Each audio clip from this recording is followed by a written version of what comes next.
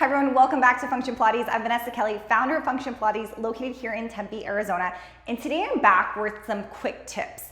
I'm actually gonna walk you through 5 different ways to do chest expansion. So I'm gonna take one exercise and show you 5 unique ways that we would be integrating progressions with this exercise, meaning from beginner to advanced, so that you can really understand why we start with chest expansion on the box and how we end up in a kneeling series and how you can adjust your journey in Pilates with any type of arm exercise.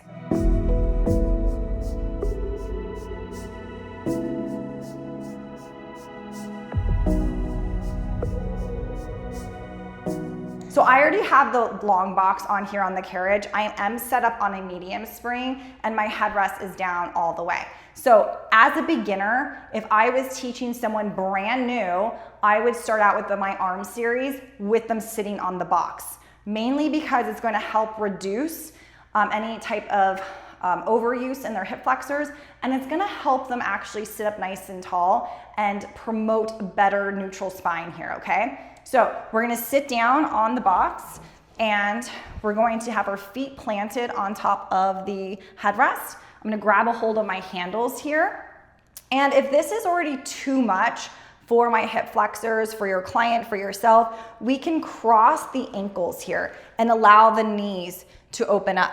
So mainly because what we want to avoid, if you have an anterior pelvic tilt, we don't want to have this overarch in our low back. So how do we get rid of it? We're going to, again, tuck our tailbone under, and we want to sit up nice and tall. So the box actually helps to make this position a lot easier. So as we're holding here, we're going to go through chest expansion, just like so. So your abdominal muscles are pulling in towards your low back muscles, and you're able to move quite comfortably through the exercise here, okay? But what you're looking for is any type of anterior pelvic tilt occurring in the lumbar spine or a posterior pelvic tilt, which would be more of this position where your tailbone is almost like tucked underneath you. So we want to help to get it back into its position, okay? So this is a beginner version. So if you're just starting out and you want to add in arm exercises, my recommendation would be to start with sitting on the box, okay? Now you've progressed, you're ready for the next challenge, and we're gonna move into sitting on the carriage. All right, so I'm gonna put the box away. And you're gonna have a seat on the carriage, and this time we're gonna go ahead and take our feet through the headrest here. So as you can see, this already feels like my hip flexors are having to clench a little bit more. Maybe I need to actually bend my knees because you're feeling the hamstring stretching here too. So just note that this is more intermediate, or just how your posture is, your body is, where you're feeling tight. But it is a challenge because I'm gonna have to really become aware of where my body is in space to maintain a nice upright position. So as we go through chest expansion, as you move through this, you can feel the challenge take place here through the hip flexors. The core has to really stay on top of it as we're going through these exercises. So again, like I said, when we're sitting on the box, we want to watch for that we're not overly arching through the lumbar spine, and then we're not actually returning our tailbone underneath us where you're in that posterior pelvic tilt. So you have to find your placement here.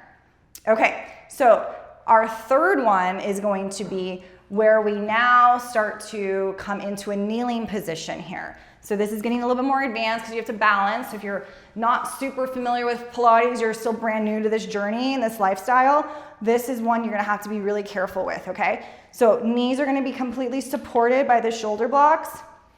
And then I'm gonna have my hands here. So again, I don't want my tailbone back. I don't want it to come, I don't wanna be in this position either. I wanna find a nice neutral position for my body type, okay? So from here, you're gonna go ahead into the exercise of chest expansion.